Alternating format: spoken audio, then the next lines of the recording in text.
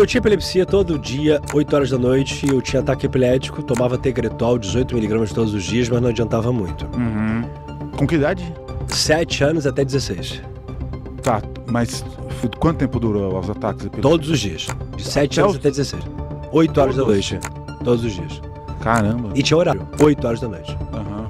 Aí minha mãe sempre ficava fazendo esse movimento aqui, porque como eu virava o olho, tinha convulsão, pra não cair, enrolar a língua, tinha aquele negócio de colocar um negócio na boca, enfim.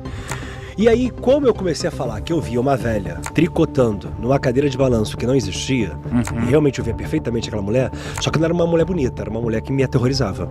Era uma velhinha que me aterrorizava, não era uma coisa bonita de ver. Então eu corri do meu quarto pro quarto dela e passei a vida inteira dormindo no meio dos dois, do meu pai e da minha mãe.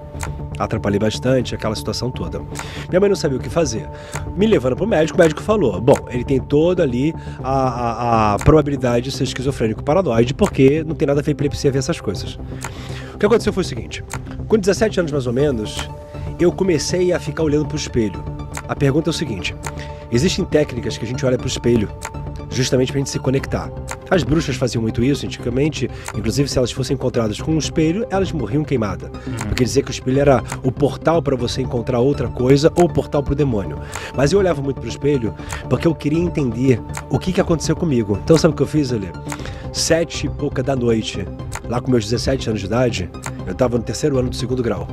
Eu comecei a olhar pro espelho lá pras 7h40 da noite. Eu fiquei pensando o seguinte, vamos ver o que vai acontecer. Já que toda hora, 8 horas, 8h05, tá dando a crise, eu comecei a olhar pro espelho um pouco antes.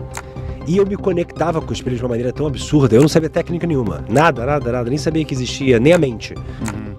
E o que aconteceu foi que dava 8 horas, 8h10, 8h20, 8h30, 8h40 e não dava mais. Eu falei, então já sei, resolvi. Eu tenho que olhar pro espelho 20 minutos antes.